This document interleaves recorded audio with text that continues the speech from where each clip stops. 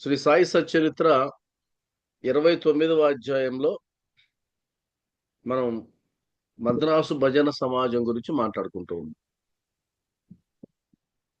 ఇది 2వ ఎపిసోడ్. ప్రారంభిద్దాం. సదానిం వృక్షస్య మూలాధివాసాత్ సుధాస్రావిణం తిక్తమప్యప్రియంతం తరుం కల్పవృక్షాధికం సాదయంతం నమామీశ్వరం సద్గురుం సాయినాథం. నమామీశ్వరం సద్గురుం సాయినాథం. ఓం శ్రీ సచిదానంద సమర్థ సద్గురు సాయినాథ్ మహారాజ్ కి జై. సాయి బంధువులారా, మనం మద్రాసు భజన సమాజం గురించి గత ఎపిసోడ్ లో మాట్లాడుకున్న దానికి కంటిన్యూషన్ మాట్లాడే ముందు ఎక్కడ ఆగాము అంటే, ఆమెకు శ్రీరామ దర్శనము అప్పుడప్పుడు తన మనసు ప్రశాంతముగా ఉండునప్పుడు, 2 దురాశలు లేనప్పుడు లభించుచునే ఉండును అనే కాడ మనం ఆపాం.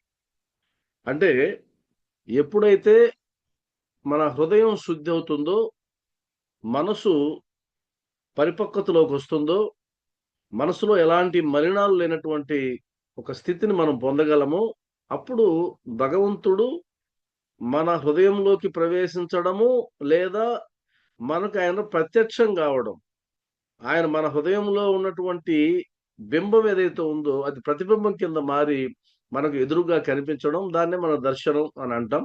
ఇలా జరిగేటువంటి అవకాశం ఉంది.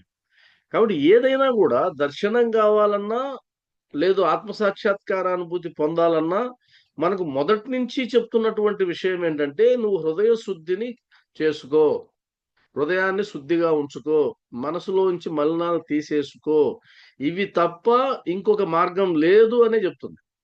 ఎక్కడా కూడా నీకు ఆత్మసాక్షాత్కారం కావాలంటే ఇదిగో ఈ కోటి తులసి పూజ చెయ్యి, లేదా ఇన్ని వారాల పాటు సత్యనారాయణ వ్రతం చెయ్యి, లేదా ఇన్ని వారాల పాటు సాయి సత్య వ్రతం చెయ్యి, లేదా ఈ పూజకి ఇన్ని లక్షల రూపాయలు ఖర్చు పెట్టినట్లయితే నీకు ఆత్మసాక్షాత్కారం అవుతుంది అని మీరు సనాతన ధర్మ గ్రంథాలలో కానీ ఏ ఒక్క గ్రంథంలో కానీ ఎక్కడైనా సరే మీకు అది కనిపిస్తే చెప్పండి.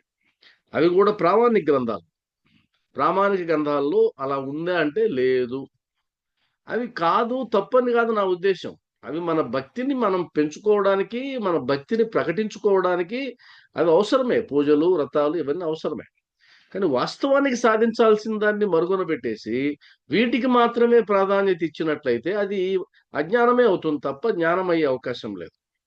అయ్యా, బాబావారిని దర్శించుకోవాలంటే అంటే ఆత్మ దర్శనానుభూతి పొందాలంటే, దర్శించుకోవడం అంటే శిలారూపంలో కాదు, ఫోటో రూపంలో కాదు.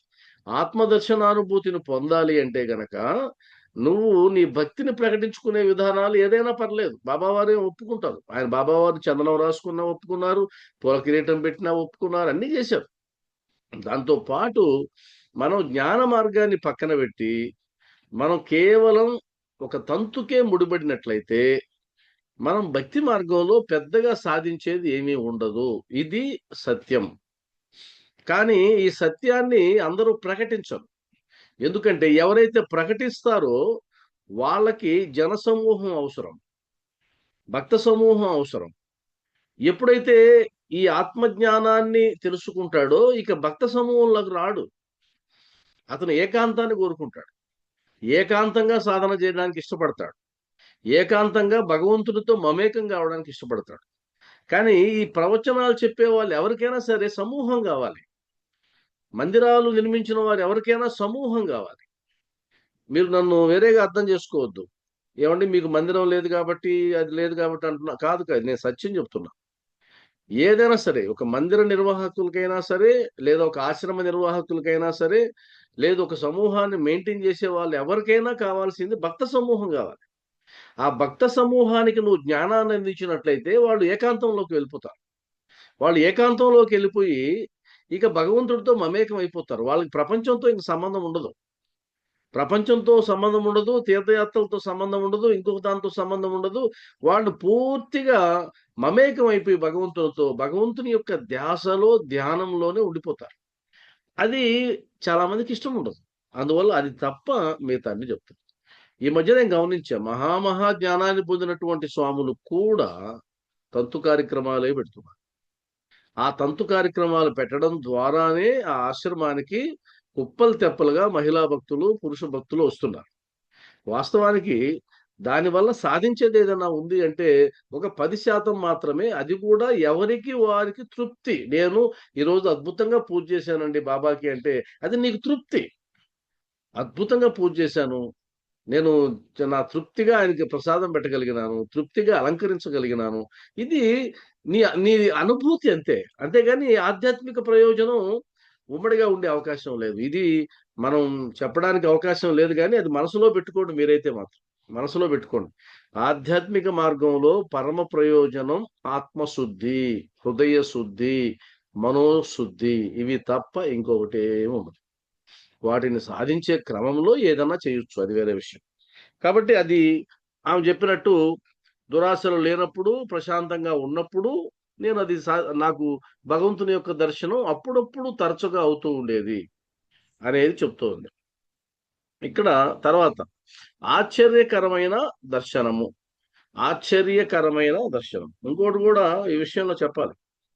నీకు లభించినటువంటి దర్శనం ఏదైతే ఉందో అది భౌతికమైనటువంటి ఇంద్రియాలతో నువ్వు చూడగలిగినటువంటి దర్శనమా? 2 భౌతికమైనటువంటి ఇంద్రియాలతో సంబంధం లేకుండా నువ్వు మనోనేత్రంతో మాత్రమే చూడగలిగినటువంటి దర్శనమా? 3 నువ్వు జాగ్రత్తావస్థలో ఉన్నప్పుడు పొందిన దర్శనమా? స్వప్నావస్థలో ఉన్నప్పుడు పొందిన దర్శనమా? ఈ 4 విషయాలు మనం గ్రహించాలి. ఈ 4కి సంబంధించిన స్పష్టత వస్తేనే నువ్వు పొందినటువంటి దర్శనం ఎలాంటిదనేది తెలుస్తుంది. నేను మళ్ళా 4 రిపీట్ చేస్తున్నా. 1 నీ భౌతికమైనటువంటి ఇంద్రియాలకు సంబంధించిన దర్శనమా? లేదు మనోనేత్రానికి సంబంధించినటువంటి దర్శనమా? 2 మూడోది నువ్వు జాగ్రత్తావస్థలో ఉన్నప్పుడు అంటే కాన్షియస్‌గా ఉన్నప్పుడు లభించిన దర్శనమా? లేదు స్వప్నంలో ఉన్నప్పుడు లభించిన దర్శనమా? ఈ 4కి మీకు ఆన్సర్ వస్తేనే మీరు పొందినది అది దర్శనమా? భ్రమనా? అదొక ఇల్యూషనా? అనేది అర్థమవుతుంది. లేదంటే అర్థం కాదు. చెక్ చేసుకోవాలి. ఈ చెక్ చేసుకొని నేనేదైతే పొందానో ఇది ఎలాంటి అనుభూతి? ఎలాంటి దర్శనం? అనేది స్పష్టత లేకపోయినట్లయితే దానివల్ల పెద్ద ప్రయోజనం ఏముండదు. ఇది గుర్తుపెట్టుకోండి. 4 పాయింట్లు గుర్తుపెట్టుకోండి. ఆ తర్వాత పారాగ్రాఫ్‌లోకి మనం వెళ్దాం. ఆశ్చర్యకరమైన దర్శనం. ఈ ప్రకారముగా జరుగుచుండగా ఒకనాటి రాత్రి భర్తకొక అద్భుతమైన దృశ్యము ఈ విధముగా కనబడెను. అంటే ఇది స్వప్న దర్శనం. స్వప్న దర్శనం గురించి మాట్లాడుతున్నారు. అతడు ఒక పెద్ద పట్టణములో ఉండెను. అక్కడి పోలీసులు తనను బంధించిరి.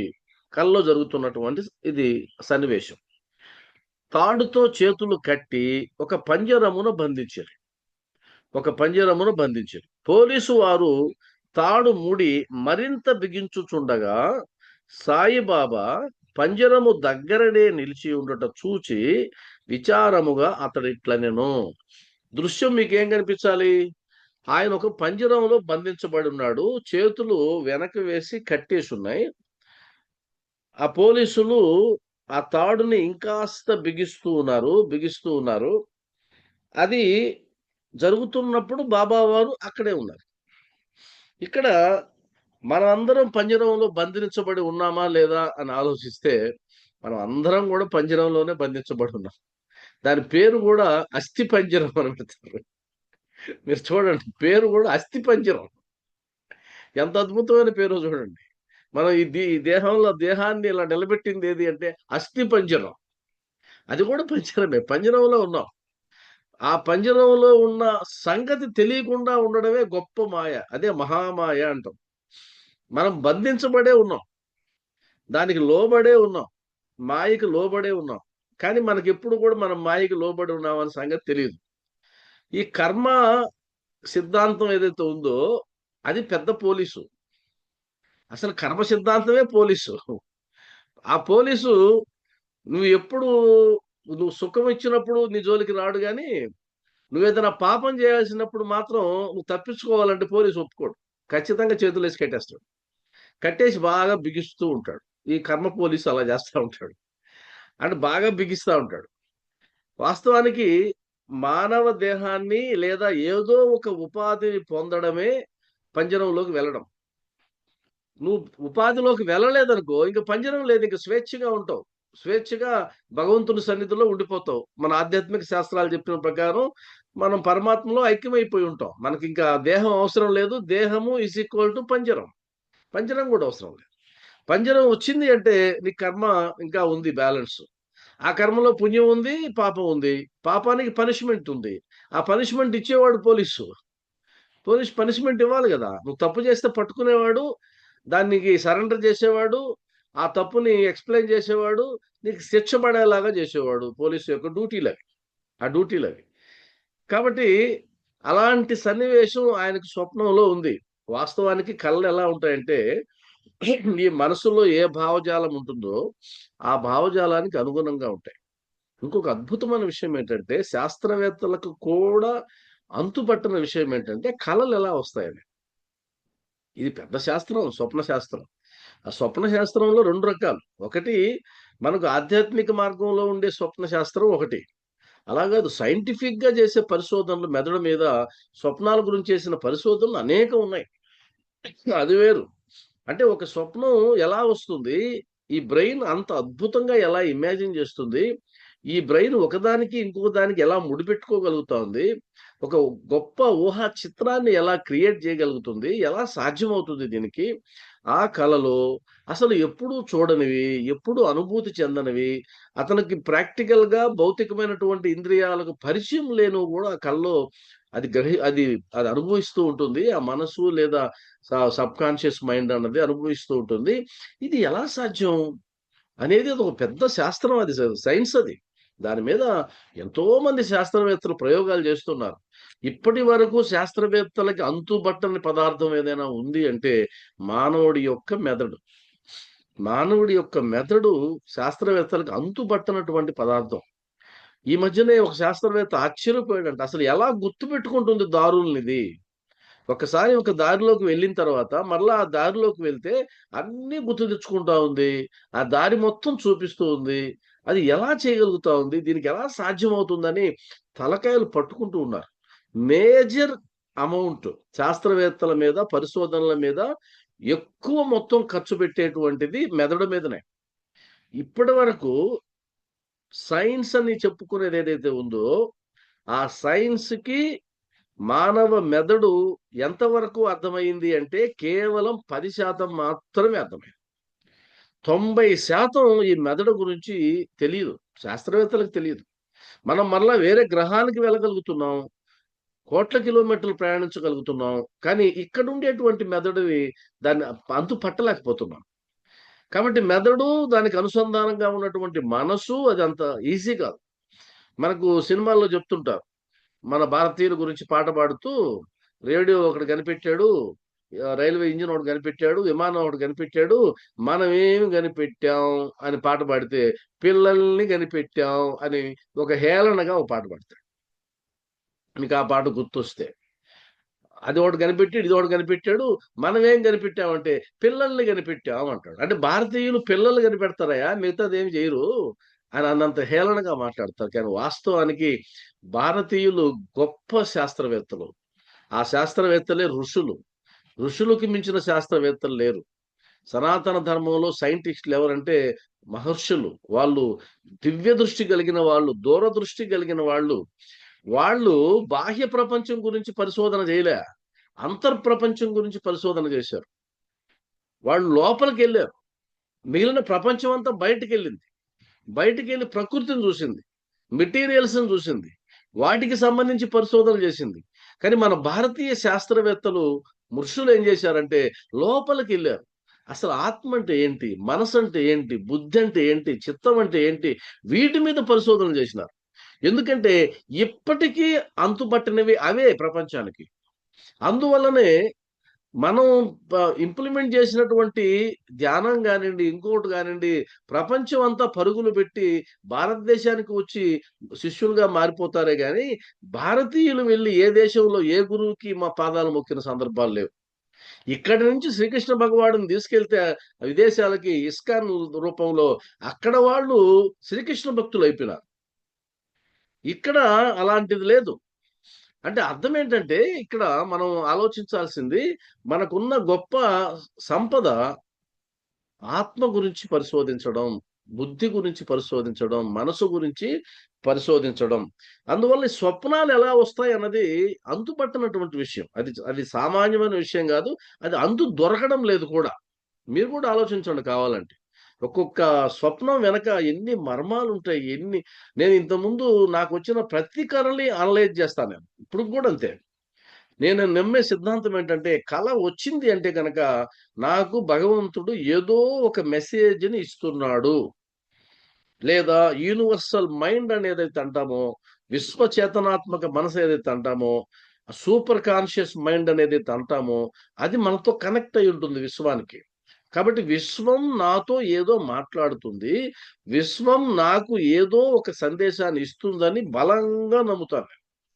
ఆ విధంగా జరిగిన అనేక విషయాలు నాకు రూఢైనాయి, రుజువైనాయి గూడా. మీరు నమ్ముతారో లేదో గానీ కొన్ని సిద్ధాంతాలు నేను బలంగా నమ్మి మేము సైకాలజీ కూడా చెప్తాను. సైకాలజీలో ఎన్ఎల్‌పి అని ఒకటుంటుంది. న్యూరో లింగ్విస్టిక్ ప్రోగ్రామింగ్ అది గూడా నేను చదివాను. అది గూడా ఏం చెప్తుందంటే, నువ్వు ఒక బలంగా గనక నీ కోరికని విశ్వానికి అందించినట్లయితే, యూనివర్స్‌కి అందించినట్లయితే అది తీసుకుంటుంది. తీసుకొని అది నీకు తిరుగుటప సమాచారం ఇస్తుంది అనేది నేను నమ్ముతాను. సైన్స్ నమ్ముతుంది. అనేక మంది కూడా నమ్ముతారు ఈ విషయాలు. కాబట్టి విశ్వంతో మాట్లాడడం అంటే భగవంతుడితో మాట్లాడడం 2 సమయాలు. ఒకటి నిద్రకి ఉపక్రమించే ముందు. నిద్రపోతున్నావు అన్నప్పుడు ఒక 5 నిమిషాల పాటు నువ్వు మాట్లాడాలి యూనివర్స్‌తో. కళ్ళు మూసుకొని యూనివర్స్‌తో మాట్లాడాలి. ఏం మాట్లాడాలి? నీకు ఏది కావాలో అది మాట్లాడు. నీ కోరికేదో మాట్లాడు. నువ్వు ఎంత దారుణంగా మాట్లాడాలంటే, "నువ్వు నాకు తీరుస్తావు. నాకా నమ్మకముంది" అన్నంత ప్రగాఢమైన విశ్వాసంతో యూనివర్స్‌తో మాట్లాడాలి. అలా మాట్లాడి పడుకున్న తర్వాత చాలా మ్యాజిక్ జరుగుతుంది. మళ్ళా నిద్ర లేచిన వెంటనే మరొక్కసారి యూనివర్స్‌కి గుర్తు చేయాలి. ఎందుకంటే, మనసు మనతో గొడవ పెట్టుకోని సందర్భాలు ఆ రెండే. ఆ 2 సందర్భాల్లో మనసు మనతో పెద్ద గొడవ పెట్టుకోదు. నిద్ర లేచిన వెంటనే ఒక 5 నిమిషాలు గ్యాప్ ఇస్తది మనకు పాపం. ఆ తర్వాత వచ్చి పడిపోతాయి మొత్తం. అన్నీ మొత్తం ప్రపంచం అంతా వచ్చి పడిపోతది. అది గుర్తొస్తది, ఇది గుర్తొస్తది, అది జేయాలి, ఇది జేయాలి. సమస్యలన్నీ గుర్తొచ్చేస్తాయి. ఇంక అయిపోయింది. నువ్వేం జేయలేవింక. పడుకునేటప్పుడు గూడా ఒక 5 నిమిషాలు అవకాశం ఇస్తది. ఆ 5 నిమిషాలు, ఆ 5 నిమిషాలు అలా చేయాలి. మీకు కొన్ని ఎగ్జాంపుల్స్ చెప్పమంటే లైవ్ ఎగ్జాంపుల్స్ కూడా చెప్తా. నేను యూనివర్స్‌తో మాట్లాడి సాధించుకున్నవి జెప్తా. ఒకటి చిన్నవే.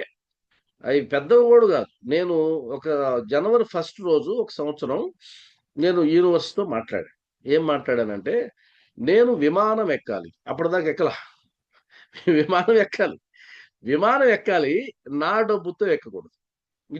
ఇది నా కోరిక. విమానం ఎక్కాలి. ఒక్క పైసా నాదుండకూడదు. అంటే ఎవరో నన్ను విమానంలో తీసుకెళ్ళాలి. ఇది పెద్దది. చిన్న విషయం కాదది. పెద్ద కోరిక. కానీ యూనివర్స్‌తో జనవరి 1 రోజు నేను మాట్లాడా. అది ఆ సంవత్సరమే చేసింది. జరిగిపోయింది. ఒక భక్తుడు తన పుట్టినరోజుకి నన్ను, నా మిసెస్‌ని చెన్నై దాకా ఆయనే తీసుకెళ్ళి, అక్కడి నుంచి బొంబాయికి తీసుకెళ్ళి ఎయిర్‌పోర్ట్‌లో, ఆడ నుంచి మళ్ళా షిరిడీకి తీసుకెళ్ళి, ఒక్క పైసా నా ఖర్చు లేకుండా బాబావారు నా నా దృష్టిలో బాబావారు is equal to universal mind. భగవంతుడు is equal to universal mind. ఇది నేను నమ్మే సిద్ధాంతం. భగవంతుడు అంటేనే యూనివర్సల్ మైండ్. విశ్వమంతా ఆయన ఆధీనంలో ఉంటుంది. కాబట్టి ఒక్కొక్కరు ఒక్కో పేరు పెట్టుకుంటారు. యూనివర్సల్ మైండ్‌కి ఒకరు కృష్ణ అంటారు, ఒకరు రామ అంటారు, ఒకరు శివ అంటారు, నేను బాబా అంటాను. అంతే, అంతకు మించి తేడా ఏం లేదు. కాబట్టి తీర్చి పడేశారు. అయిపోయింది. ఆశ్చర్యపోయే విధంగా తీరింది. ఇప్పుడు చెప్తా, లైవ్ ఎగ్జాంపుల్ చెప్తా మీకు. మీకు లైవ్ యూనివర్స్‌తో మాట్లాడితే ఎలా ఉంటదని. మీరు కూడా ట్రై చేయండి. అనేక సార్లు చాగంటి కోటేశ్వరరావు గారు నెల్లూరుకి వచ్చారు. అనేక సార్లు. ఎన్నిసార్లు వచ్చుంటారో.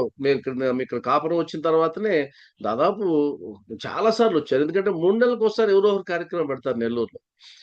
చాగంటి కోటేశ్వరరావు గారు వచ్చిన ప్రతిసారి రమాకి నాకు గొడవ. నా భార్య ఏమంటుందంటే, "పోదాం పద, సత్సంగాలు వినొద్దాం." నేను రాను. "ఎందుకు రావు?" నేనొక అర్జీ ఇచ్చా యూనివర్సిటీకి. ఏంటంటే, ఆయన ప్రోగ్రామ్‌కి నేను అనామకంగా రాకూడదు. ఆయన ప్రోగ్రామ్‌లో నేను కూడా ఒక ఇంపార్టెంట్ అతిథిగా కూర్చోవాలి. స్టేజి కాడ కూర్చోవాల్సిన పనిలే. ఆయనకు ముందు వరుసలో నేను కూర్చోవాలి. నేను గూడా ఆ కార్యక్రమం చేసేవాళ్ళు నన్ను పిలవాలి. నన్ను పిలిచి కూర్చోబెట్టాలి. నన్ను ఆయనకి పరిచయం జేయాలి. సో అండ్ సో అని. ఇది నా నా అప్పీలు, నా అర్జీ ఇది. అది జరుగుతుంది ఎప్పుడైనా అన్నా. ఆ! జరగాల్సిందే, అది జరగదు. అనవసరంగా నువ్వు టైమ్ వేస్ట్ చేస్తున్నావు అని చెప్పుకుంటూ వచ్చింది. ఈరోజు తీరబోతా ఉంది ఆ కోరిక. రేపు హైదరాబాద్‌లో చింతపల్లిలో, చింతపల్లి సాయిబాబా మందిరానికి ఆయనొస్తున్నారు ఉపన్యాసం ఇవ్వడానికి. ఆ చింతపల్లి ధర్మకర్త నిన్న ఫోను జేసి చాలా విధంగా నన్ను రమ్మని జెప్పి రిక్వెస్ట్ చేశాడు. ఎంత అద్భుతం! అది గూడా మా పెళ్లి రోజు. 12వ తేదీ ఆదివారం మా పెళ్లి రోజు. మా పెళ్లి రోజు అది ఒక పెద్ద గిఫ్ట్. ఆమె ఆశ్చర్యపోయింది మా మిసెస్. ఎలా ఇది అంటే, అంతే అది. నువ్వు టాక్ టాక్ టు యూనివర్స్. యూనివర్స్‌తో మాట్లాడు. యూనివర్స్‌తో షేర్ జెయి. యూనివర్స్ అంటే మళ్ళా కన్‌ఫ్యూజ్ గావద్దు. నా యూనివర్స్ అంటే బాబా అంతే. నా యూనివర్స్ బాబా. మీకు ఎవరిష్టమైతే వాళ్ళతో మాట్లాడండి. అది జరుగుతాది, జరుగుతాది. 100% జరుగుతాది. ఇప్పుడు జరుగుతా ఉంది. ఈరోజు బుక్ చేసాం. రేపు ఆదివారం పోయి కలుసుకుంటున్నాం. అంత దూరం వెళ్ళిన తర్వాత తీసుకెళ్ళినోడు పరిచయం చేయడా? పరిచయం చేస్తాడు గదా! చాలు. అది అంటే ఆయన నా దృష్టిలో మేరు పర్వతం. చాగంటి కోటేశ్వరరావు గారంటే మేరు పర్వతం. ప్రవచనకారులకి అందనంత ఎత్తులో ఉంటాడాయన. ఆయన దగ్గర మనం కనీసం నేను కర్లపూడి కృష్ణ గారండి ఫ్రమ్ నెల్లూరు చాలు అయిపోయింది. యూనివర్స్ నాకిచ్చేసింది గిఫ్ట్ అని అనుకుంటా. కాబట్టి అది రేపు జరగబోతుంది. అందువల్లనే స్వప్నంలో వచ్చే సందేశం ఇదంతా ఎందుకొచ్చిందంటే స్వప్నంకొచ్చిన గొడవ ఇదంతా. స్వప్నంలో వచ్చే సందేశాన్ని మీరు తక్కువ అంచనా వేయొద్దు. That is a message from the universe. అదొక మెసేజ్ అది. అబ్జర్వ్ చేయండి. గుర్తుపెట్టుకోవడానికి ట్రై చేయండి. గుర్తుపెట్టుకొని అనాలిసిస్ చేయండి. అనాలిసిస్ చేయండి. ఏంటి ఎందుకిలా వచ్చింది? ఎందుకిలా వచ్చింది? ఒక్కొక్కసారి ఏం చేస్తదో పెద్ద పెద్ద ప్రమాదాలు గూడా సూచిస్తదది. పెద్ద పెద్ద ప్రమాదాలు. ప్రమాదాలను గూడా సూచిస్తది. నాకు ఆల్రెడీ నా గ్రూప్‌లో కొంతమందికి తెలుసు. కొత్తోళ్ళు చాలా మందున్నారు గాబట్టి ఒకసారి దాన్ని స్పృశిస్తా. నేనొకసారి స్కూలుకి వెళ్ళే ముందు ఆ ముందు రోజు నాకేదో ప్రమాదం జరుగుతుందని ఒక కాలొచ్చింది. ఆ తర్వాత నేను ఎళ్ళేటప్పుడు చెప్పులేసుకొని వెళ్ళేవాడిని. వద్దొద్దు షూ ఇమ్మని జెప్పా మా మిసెస్‌కి. ఎందుకంటే నాకు యాక్సిడెంట్ అవ్వబోతా ఉంది. చెప్పులుంటే ఇబ్బందవుద్ది. కాబట్టి షూ ఉంటే కొద్దిగా సేఫ్ సైడ్ అని మా ఆవిడకి చెప్పి మరి నేను చెప్పులేసుకున్నా. షూ ఏసుకున్నా. షూ ఏసుకొని వెళ్ళా. 40 కిలోమీటర్స్ స్కూల్. వెళ్ళిన తర్వాత మా స్కూల్‌కి ముందే ఒక అరగంట ముందు మీటింగ్ పెట్టిచ్చి మా హెడ్ మాస్టర్ అమ్మని వాళ్ళని, "అమ్మా నాకు ఈరోజు యాక్సిడెంట్ కాబోతుంది. నేను చిన్నగా వెళ్ళాలి. స్పీడ్ వెళ్ళడానికి లేదు. అందువల్ల నాకు అరగంట పర్మిషన్ ఇయ్యండి" అని. మా హెడ్ మాస్టర్ అమ్మకు నా సంగతి తెలుసు కదా! ఈ దొంగెత్తులన్నీ ఏస్తాడని, ఎక్కడికైనా వెళ్ళడానికి కార్యక్రమాలకి. ఆమన్నది, "సార్ ఎందుకు సార్ మీకు అవసరమైతే డైరెక్ట్‌గా అడిగి పోవచ్చు గదా!"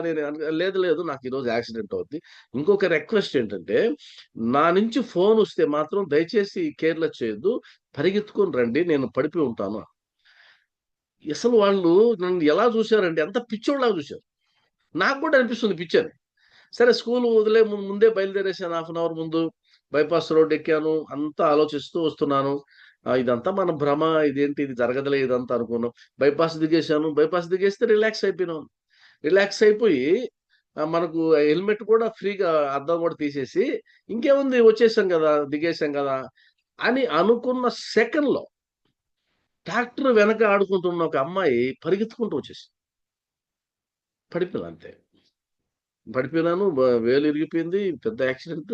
పెద్ద అప్పుడు నా ఫోన్‌లోంచి తీసుకొని నేను ఆ ఫోన్ ఉన్నది గదా! ఆ ఫోన్‌కి చేశారు వాళ్ళు. మా టీచర్‌లకి. అప్పుడే రింగ్ అయ్యి ఉందది. చేసి సార్ మీ సార్ అంట పడిపోయి ఉన్నాడు రండంటే వాళ్ళు బిత్తరపోయారు. ఇదేంట్రా ఇదని. వచ్చారు హాస్పిటల్‌కి తీసుకెళ్లారు. ఆ తర్వాత బాబావారు ఎన్నో చూపిచ్చాడు. ఎందుకు యాక్సిడెంట్ అయిందో చెప్పాడు. ఇదంతా గూడా స్వప్నంలో సందేశాలు వస్తాయి. ఇది చెప్పడానికి ఇదంతా. కాబట్టి మీకు కూడా అనేక అనుభవాలు ఉంటాయి. మళ్ళా ఇంకెప్పుడైనా షేర్ చేసుకుందాం మనం.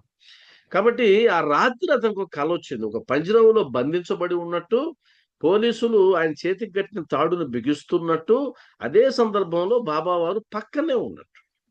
ఇది ఒక అద్భుతమైన కల వచ్చింది. తర్వాత ఆయన అన్నాడు, నీ కీర్తి విని నీ పాదముల వద్దకు వచ్చితిని. నీ కీర్తి విని వినే కదా వచ్చింది వాళ్ళు. నీవు స్వయముగా ఇచ్చట నిలచి ఉండగా ఈ ఆపద నాపై పడనేలా. ఇది ఈ సంవాదం అద్భుతమైన సంవాదం. సచ్చరిత్రలో ఇంత గొప్ప సంవాదం ఎక్కడ చూడలేం మనం. ఏ సన్నివేశంలో కూడా చూడలేం. భక్తుడికి భగవంతుడికి మధ్య ఉన్న ఒక సంవాదం అద్భుతం. మరి నేను నీ కీర్తి విని నీ దగ్గరకు వస్తే ఆపదలు రావచ్చు. ఆపదల గురించి మాట్లాడడం కానీ నువ్వు నా పక్కన ఉన్నా కూడా నాకెందుకు వచ్చింది ఆపద? ఇది ఎంత పెద్ద ధైర్యవచనమో చూడండి. వాస్తవానికి ఈయన పెద్ద నమ్మకం కూడా లేదు. ఏది? మామూలుగా నమ్మకం లేదు. స్వప్నంలో జరుగుతున్న విషయం ఇదంతా. ఇది స్వప్నంలో. మామూలుగా అయితే బాబా మీద అంత నమ్మకం లేదు. ఆయన దక్షిణ మీదనే ఆయనకి గురంతా ఉంది. భార్యకుంది. కాబట్టి నువ్వు నా పక్కనే ఉండి కూడా ఎందుకని ఇలా జరుగుతా ఉంది? ఈ కష్టం నాకెందుకు వచ్చి పడింది? ఈ ఆపద నాకెందుకు వచ్చి పడింది? అని అన్నాడు. బాబా వారు అన్నారు, నీవు చేసిన కర్మ ఫలితమును నీవే అనుభవించవలెను. కర్మ సిద్ధాంతం. దీని మీద కొన్ని ఎపిసోడ్లు చేయాలి మనం. కర్మ సిద్ధాంతం పైన కొన్ని ఎపిసోడ్లు చేయాల్సిన సందర్భం ఉంది. మంచి సిద్ధాంతం. కర్మ సిద్ధాంతం అర్థం కావాలి. కాబట్టి నువ్వు చేసిన కర్మని నువ్వు అనుభవించాలి. కర్మ ఫలితమును. ఇక్కడ కర్మ ఫలితము అంటే అది చెడే అనుకోవాల్సిన పని లేదు. అది మంచి కూడా. నువ్వు చేసిన కర్మ ఫలితమును నీవే అనుభవించవలెను. నువ్వు పుణ్యం చేసావు అనుకో, నువ్వే అనుభవించాలి. నువ్వు పాపం చేసావు అనుకో, నువ్వే అనుభవించాలి. కాబట్టి పుణ్యము పాపము సమమైనప్పుడు కదా నీకు ముక్తో మోక్షమో అవి ఇంకెప్పటికి అవుతాయి. ఏదో ఒకటి చేస్తూనే ఉంటాం. తెలిసి కొన్ని చేస్తాం, తెలియక కొన్ని చేస్తాం. అందువల్ల ఇప్పుడు ఉదాహరణకి ఈ రోజంతా నేను బైక్ డ్రైవ్ చేశాను, స్కూల్‌కి వెళ్ళాను. చాలా పనులు చేశా కదా! ఈ చేసే పనుల్లో నాకు తెలియకుండా ఎన్నో జీవులు చనిపోయి ఉంటాయి. ఎన్నో జీవులు చనిపోయి ఉంటాయి. అవి నా సంకల్పం చేత చనిపోవు. నాకు సంబంధం లేదు. నేను జీవించే క్రమంలో జరిగేటువంటి అదొక పరిణామం అంతే. ఇప్పుడు ఈ పాపం అంతా ఏం చేయాలి? ఈ పాపం అంతా ఏం చేయాలి? అందుకనే ప్రార్థన పెట్టారు. ఈ పాపమంతా నువ్వు పడుకునేటప్పుడు గనక, నిద్రపోయేటప్పుడు గనక ఏ రోజు బ్యాలెన్స్ ఆ రోజు భగవంతుడికి సమర్పించి మనం ఏం చేస్తాం? పూజంతా అయిన తర్వాత సర్వం శ్రీ షిరిడీ సాయినాథ సమర్పణమస్తు అంటాయా? ఏమేం జరిగిందో అదంతా నీకే. ఇక్కడ కూడా తెలిసో తెలియకో చేసినటువంటి తప్పులు, తెలుసో తెలియకో చేసినటువంటి పాపాలు అవి నాకు తెలియక చేశాను కాబట్టి, తప్పనిసరిగా చేశాను కాబట్టి, ఆ పాపము నాకు అంటకుండా చూడు దేవా. ఈ ఒక్క మాట మొత్తాన్ని కడిగి పడేస్తాం. ఎందుకో తెలుసా? ప్రాయశ్చిత్తం అన్నది కూడా శాస్త్రంలో ఒక భాగమే. ప్రాయశ్చిత్తం శాస్త్రంలో ఒక భాగం అది. శాస్త్రం ఏం చెప్తుందంటే, నువ్వు తప్పు చేసినప్పుడు నువ్వు ప్రాయశ్చిత్తాన్ని చూపించినట్లయితే నీ పాపం కడిగేయబడతది. పాపం తుడిచిపెట్టేయబడతది. ఇదొక వెసులుబాటు ఉంది మనకు. అందువల్లే కదా ఎవరైనా తప్పు చేస్తే క్షమించమని అడగమంటారు. అడిగితే ఏమవుతుంది? పాపం పరిహారం అయిపోతుంది. క్షమించు, సారీ ప్లీజ్ అయిపోయింది. క్షమించు అని అడగడం ద్వారా నువ్వు చేసినటువంటి దోషం ఏదైతే ఉందో అది పోయింది, కొట్టేస్తారు. అందువల్ల ప్రాయశ్చిత్తం అనే పదాన్ని మనం గుర్తు తెచ్చుకొని, ఆ ప్రాయశ్చిత్తం సిద్ధాంతం ప్రకారం ఆ రోజు చేసినటువంటి పొరపాటులు, పాపాలు ఏదైనా ఉంటే నన్ను క్షమించు అని అది ఒక అద్భుతమైనటువంటి. ఎందుకంటే నువ్వు పని చేయి, ఫలితం నీకు అవసరం లేదు. నువ్వు ఆయన సమర్పించేస్తే అయిపోయింది. కాబట్టి కర్మ ఫలితం గుర్తుపెట్టుకోండి. మంచి ఉంటుంది, చెడు ఉంటుంది. దాన్ని తప్పించుకోవడం సాధ్యం కాదు. అది ప్రారబ్ధంగా మారితే నీ వల్ల కాదు. ప్రారబ్ధం కాకముందే మార్చుకునే అవకాశం చూడాలి. ప్రారబ్ధం అంటే సంచిత కర్మల్లో నుంచి విడిచిపెట్టబడినటువంటి బాణం. ఒక్కసారి బాణాన్ని విడిచిపెట్టిన తర్వాత దాన్ని వెనుకకు మరలించడం అసాధ్యం. కాబట్టి సంచితంలో నీ పాపరాశి ఉంది, పుణ్యరాశి ఉంది. అది సంచితంలో ఉన్నంత వరకు పర్లేదు. అమ్ముల పదిలో బాణం ఉన్నంత వరకు ఇబ్బంది లేదు. అమ్ముల పదిలో ఉంటే బాగానే ఉంటుంది. అది తీసి ఒక్కసారి బిగించి వింటినారిని బిగించి విడిచిపెట్టిందా అవుట్. ఇంకా అది ప్రారబ్ధ కర్మ. ప్రారబ్ధ కర్మను ఎవరు తప్పించలేరు. ఆ ప్రారబ్ధం జరక్క ముందే నువ్వు భగవంతుని పాదాల దగ్గర చేరినట్లయితే అప్పుడు అవకాశం ఉంటుంది తప్ప ప్రారబ్ధానికి ప్రారబ్ధం రిలీజ్ అయిన తర్వాత అవకాశం లేదు. ఇంటికాడ బయలుదేరుతున్నారు తల్లి కూతురు అనుకుందాం. వాళ్ళిద్దరు మార్కెట్కో ఎక్కడికో బండి మీద బయలుదేరారు. బయలుదేరేటప్పుడు నీతో ప్రారబ్ధం స్టార్ట్ అయింది అనుకుందాం. ప్రారబ్ధం రిలీజ్ అయింది. ప్రారబ్ధం రిలీజ్ అయిన తర్వాత నువ్వు ఖచ్చితంగా నువ్వు వెళ్ళే క్రమంలో ఏదో ఒక యాక్సిడెంట్ అవుతుంది, పోతావు, అయిపోయింది. రిలీజ్ కాకముందే ఆపగలిగిన వాడు ఎవరన్నా ఉన్నారనుకోండి. ఎందుకంటే ఉదాహరణకి బాబాను మీరు నమ్మారు. కర్మలో ఏం రాస్తుంది? ఈ రోజు నువ్వు బైక్ ఎక్కి బయటకు వెళ్తావు, బయటకు వెళ్తే యాక్సిడెంట్ అవుతుంది, నువ్వు చచ్చిపోతావు, నువ్వో ఎవరో చచ్చిపోతావు కదా. మరి ఇప్పుడు నువ్వు అలా వెళ్ళిపోతే జరుగుతుంది. బాబాను నమ్మావు. బాబా ఏం చేస్తాడు? ఆయన గనక ఆ కర్మని నీ నుంచి తప్పించాలంటే ఆయనేమి యాక్సిడెంట్ కాకుండా ఆపడు. నిన్ను అక్కడికి వెళ్లకుండా ఆపుతాడు. నిన్ను అక్కడికి వెళ్లకుండా ఆపుతాడు.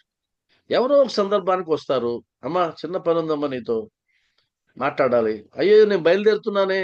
ఒక 2 నిమిషాలు 2 నిమిషాలు మాట్లాడు, వెనక్కి కూర్చున్నావు, అయిపోయింది. ఇంకా నీ క్లోజ్ అయిపోయింది. ఇంకా అది ప్రారంధం తప్పింది, రిలీజ్ అవ్వలా. నువ్వు అడుగు బయటకి వేస్తే రిలీజ్ అయిపోయింది. రిలీజ్ అయిపోతే నువ్వు నిన్నెవడు కాపాడలేడు, నిన్నెవడు కాపాడలేడు. అందువల్ల మన పెద్దవాళ్ళు ఏం చేస్తారు తెలుసా? బయటికి వెళ్ళేటప్పుడు ఎవరన్నా తుమ్మారు అనుకో, కూర్చొని పో అంటారు. కూర్చొని పో కొద్దిసేపు. కూర్చుంటే ఏమవుద్ది? బాణం రిలీజ్ కాదు. బాణం రిలీజ్ కాదు. మీరు చెప్పేది తప్పుగా మీరు చులకనగా తీసుకోవద్దు. చాలా అద్భుతమైన సిద్ధాంతం. దీన్ని గట్టిగా పట్టుకోండి. మరొక విషయం కూడా చెప్తే ఇదే సందర్భంలో, మీరు ఎక్కడికైనా చావుకి వెళ్ళి వచ్చినప్పుడు, చావుకు వెళ్ళినా ఇంకో దగ్గరికి వెళ్ళినా పెద్దవాళ్ళు ఏం చెప్తారంటే, మీరు ఇంటికి పోకముందే ఏదో ఒక గుడికి వెళ్ళి కాళ్ళు చేతులు కడుక్కొని రండి అంటారు. ఎందుకంటే ఆ బాణం నీ మీద కూడా వచ్చే అవకాశం ఉంది. ఆ ప్రారంధం నీ వెంటబడే అవకాశం కూడా ఉంటుంది. ఆ మిత్తవ అంటాం, మిత్తవ అనేది ఒకటి ఉంటుంది. అందువల్ల దాన్ని బ్రేక్ చేయాలి. నేను ఇప్పుడన్నా చనిపోయిన దగ్గరికి అలాంటి దగ్గరికి వెళ్ళేటప్పుడు కారులో మా ఇంట్లో వాళ్ళకి బాగా తెలుసు. నేను ఎన్ని గ్యాప్లు ఇచ్చిపోతానో. మధ్యలో ఆపేస్తాను కారు. కొద్దిసేపు అందరం దిగుతాం, కొద్దిసేపు తిరుగుతాం, మనం బయలుదేరుతాం. చూసేదానికి పిచ్చి పిచ్చిగా ఉంటది. ఎందుకు ఇలా చేస్తున్నాడని. నాకు ప్రారబ్ధం వెంటొస్తుంది. ఎక్కువగా చావులకి వెళ్ళినప్పుడు, అలాంటి దగ్గరికి వెళ్ళినప్పుడు, ఆయన చావుకి వెళ్తూ వాళ్ళు చూడడానికి వెళ్తూ చనిపోయినారు, ఇలా చేస్తూ ఇదంతా ఉంటది. నేనైతే నమ్ముతాను అది. నేను మూఢనమ్మకాలు నమ్మను గాని ప్రారబ్ధాన్ని, కర్మ సిద్ధాంతాన్ని 100% నమ్ముతా. మన జీవితాల్ని శాసించేది కర్మ సిద్ధాంతం. అది గత జన్మల పాపాలంటారా, ఈ జన్మలో పాపాలంటారా, ఏదైనా గానియండి నేను నమ్ముతాను. నువ్వు గనక ఒక జీవికి తెలిసి ఉద్దేశపూర్వకంగా బాధ పెట్టినట్లయితే అది నువ్వు అనుభవించక తప్పదు, తప్పదు, తప్పదు.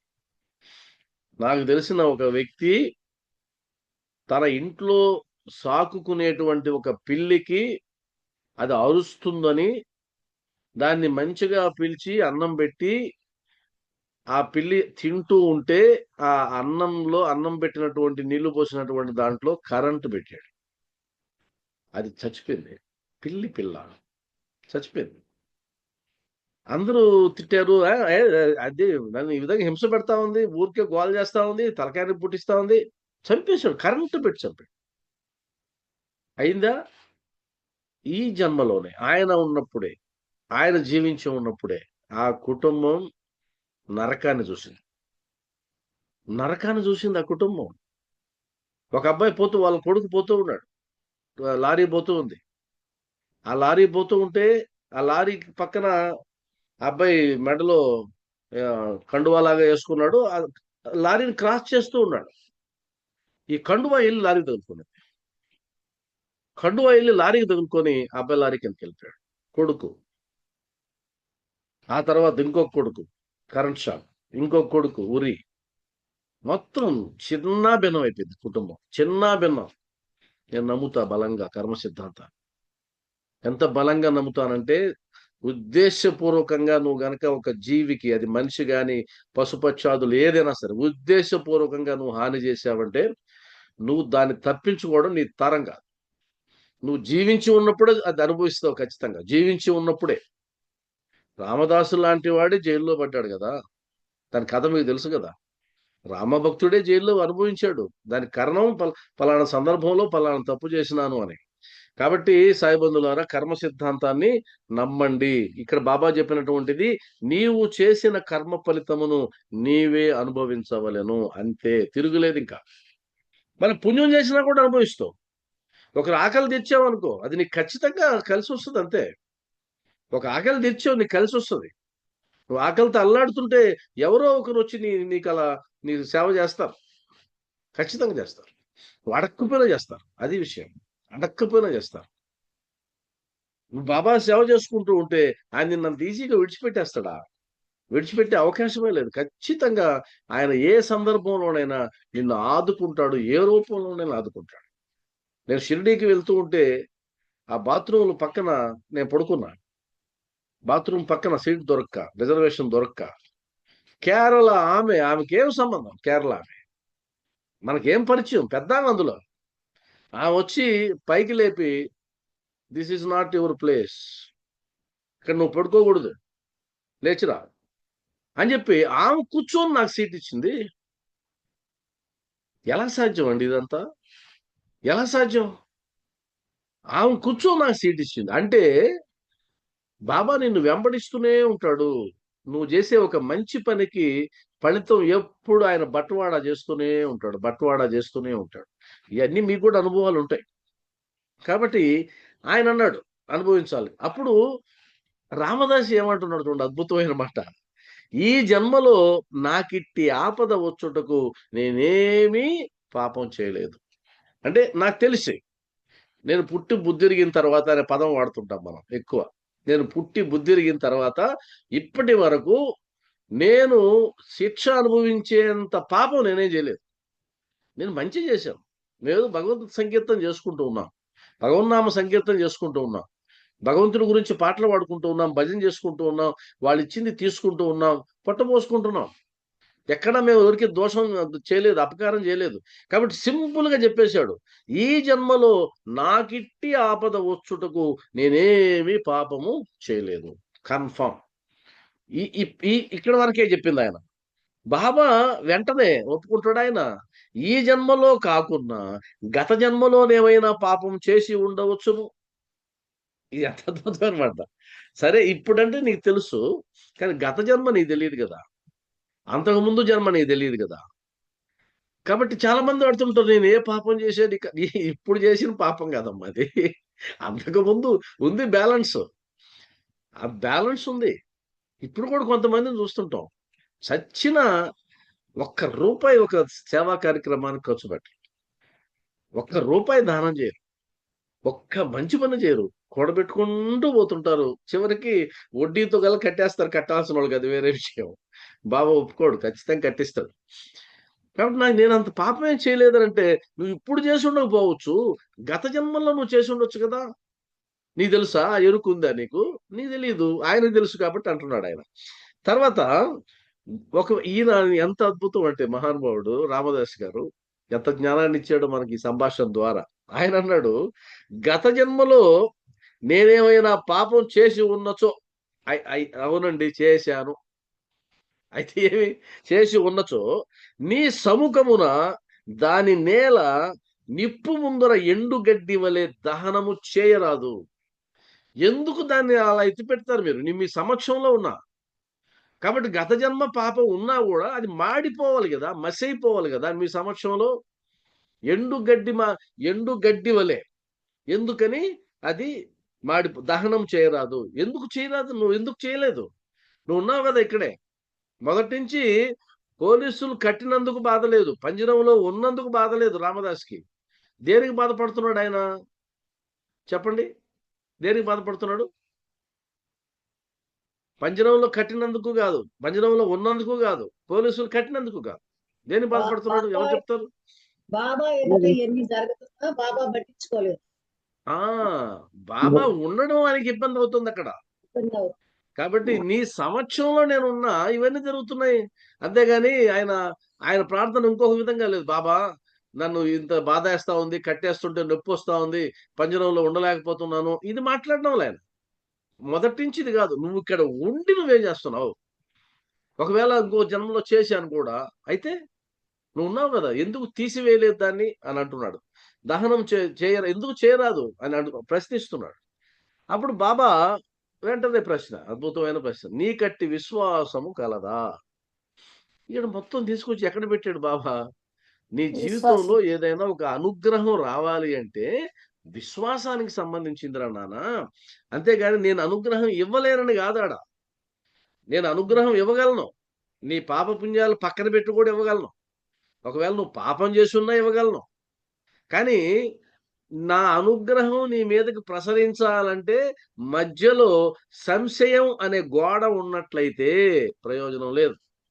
కాబట్టి సంశయం బదులుగా విశ్వాసం ఉండాలి. మనకి అది భగవద్గీత మహావాక్యం అది. సంశయాత్మ వినశ్యతి. సంశయం ఉన్నవాడు నాశనం అవుతాడు. అది ఏ విషయంలోనైనా. నమ్మితే నమ్ము, నమ్మకపోతే వదిలేయి అంతే. సంశయించొద్దు.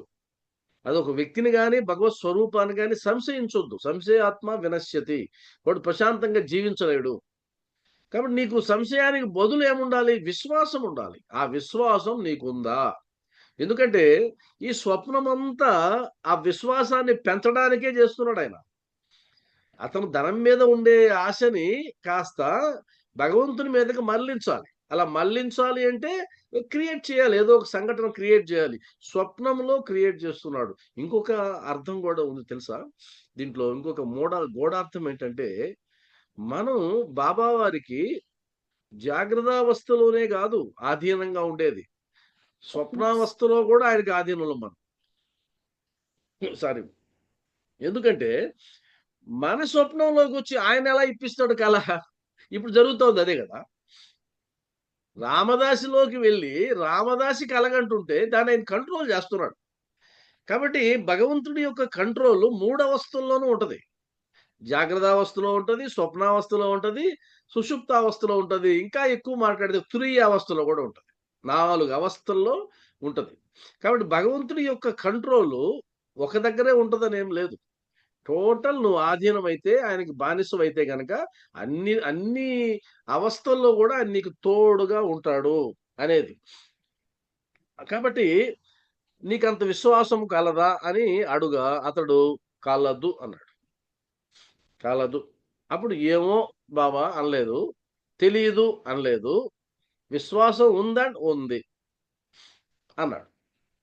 అంటే ఇక్కడ ఉందా లేదా ఆయన పరీక్ష పెట్టడు. అడిగాడు, ఉందా లేదా? ఉంది. ఒప్పుకో, కలదు అన్నాడు. అప్పుడు బాబా ఇప్పుడు కళ్ళు మూయమనెను. ఉంది కదా, ఉంది అన్నావు కదా, ఇప్పుడు కళ్ళు మూసుకో. కళ్ళు మూసుకుంటే ఏం జరిగింది?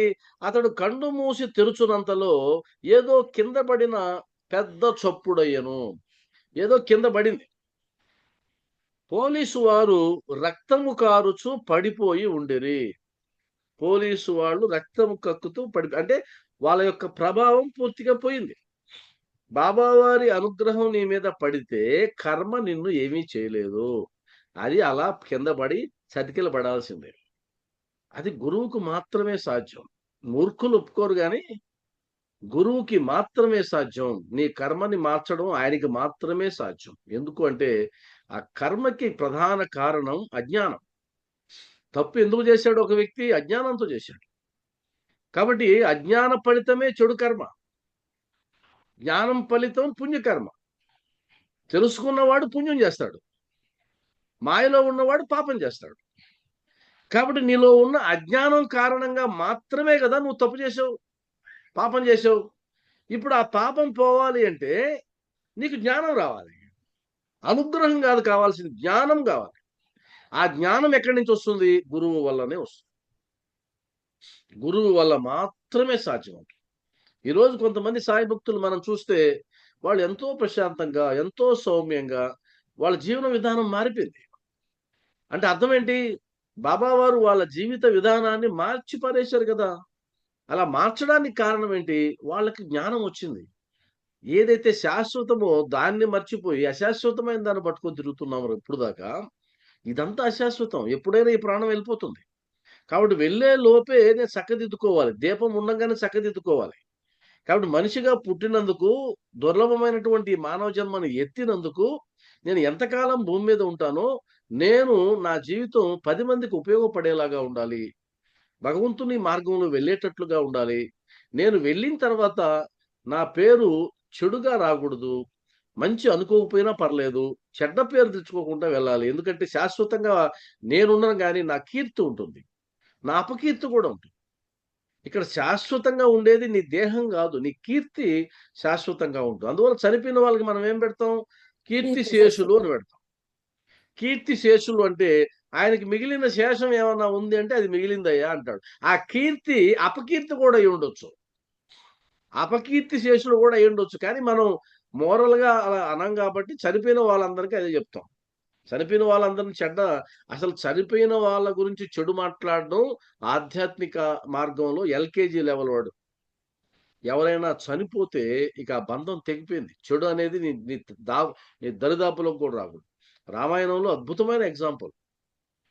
రావణాసురుడు చనిపోయిన తర్వాత ఆయనకి అంత్యక్రియలు నిర్వహించమని రాముడు చెప్పినప్పుడు వాళ్ళ తమ్ముడు విభీషణుడు ఒప్పుకోడు.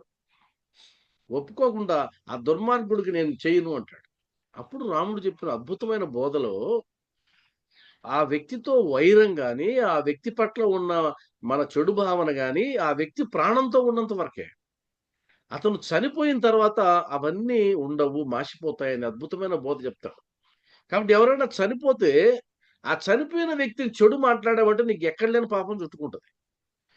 దానికి లెక్కలు వేసేవాళ్ళు వేరే ఉన్నారు. నీకవసరం లేదు. కడు పుణ్యులను పాపకర్ములను సరిగావా జడియు శ్రీ వెంకటేశ్వరు నామమొకటే. పుణ్యులని, పాపాలని చూసుకుందానికి ఆయనున్నాడయా! నీకెందుకు మధ్యలో? మంచి మాట్లాడు. ఈయన ఇది నాకు మంచి చేశాడండి అను. ఏం మంచి చేయలేదా? వదిలేయి. మౌనంగా ఉండు సరిపోయింది. చనిపోయిన వాళ్ళని మాత్రం విమర్శించకూడదు. చనిపోయిన వాళ్ళని గౌరవించాలి. చనిపోయిన వాళ్ళని గౌరవించాలి.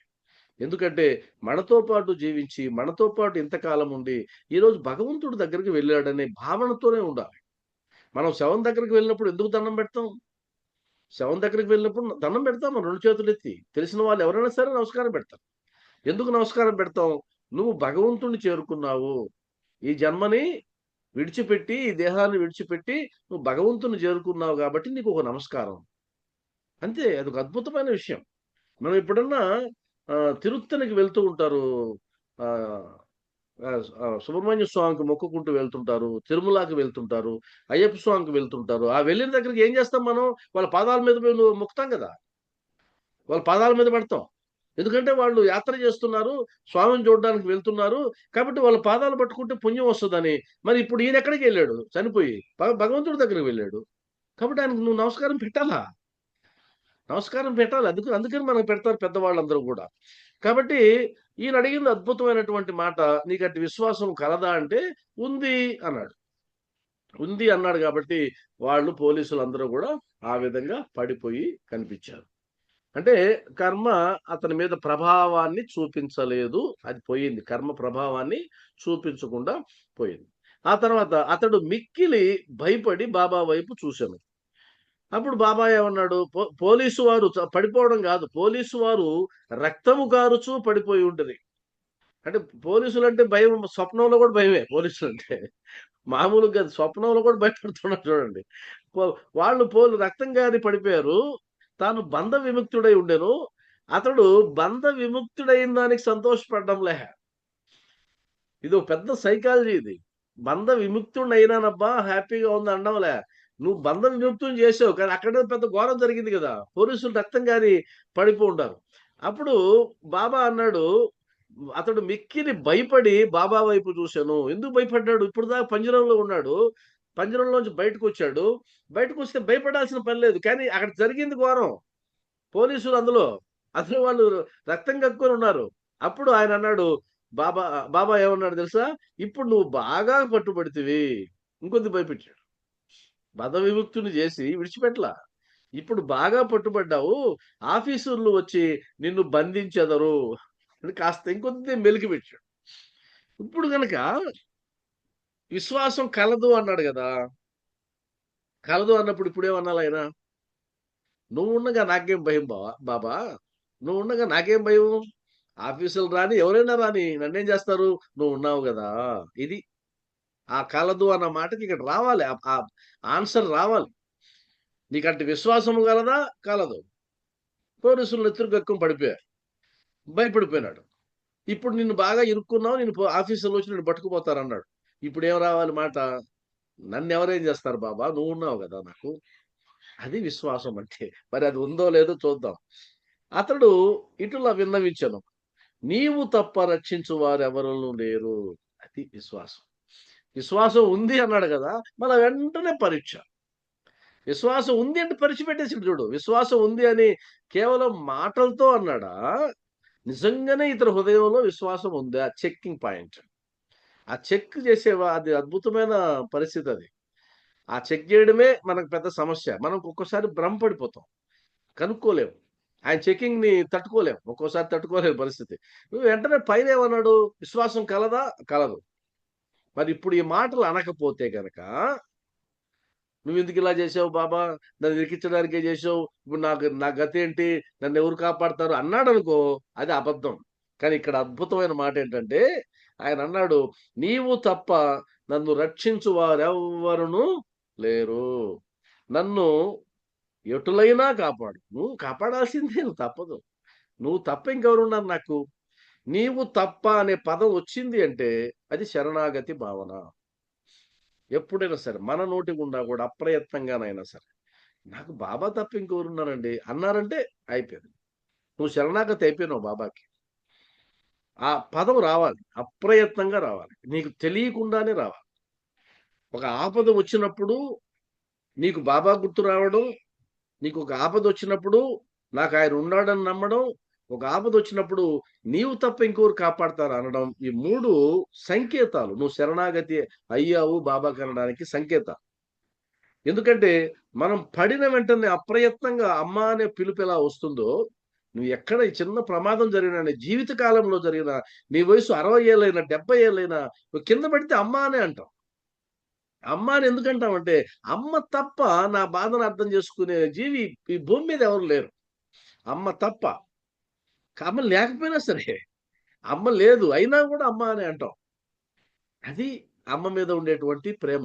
అంత ప్రేమ మనకు బాబా మీదుంటే, నువ్వు పడినప్పుడు భవాని పిలుపొస్తే, అనగలిగితే, అదృష్టం కొద్దీ ఎవరికైనా వస్తే, అనగలిగితే, నాకు బాబా ఉన్నాడండి అనగలిగితే, నువ్వు శరణాగతి కాగలిగితే, నువ్వు కష్టం వచ్చినప్పుడు మనుషులతో చెప్పడం మానేసి, భగవంతుడితో చెప్పడం అలవాటు చేసుకుంటే, నీ మనోవేదనని పక్కింటి వాళ్ళకు, ఆ పక్కింటి వాళ్ళకో షేర్ చేయడం మానేసి, బాబా ఎదురుగా కూర్చొని ఆయనతో చెప్పడం మొదలుపెడితే, ఆయనతో మాట్లాడడం మొదలుపెడితే, అప్పుడు చూడండి ఎలా ఉంటదో.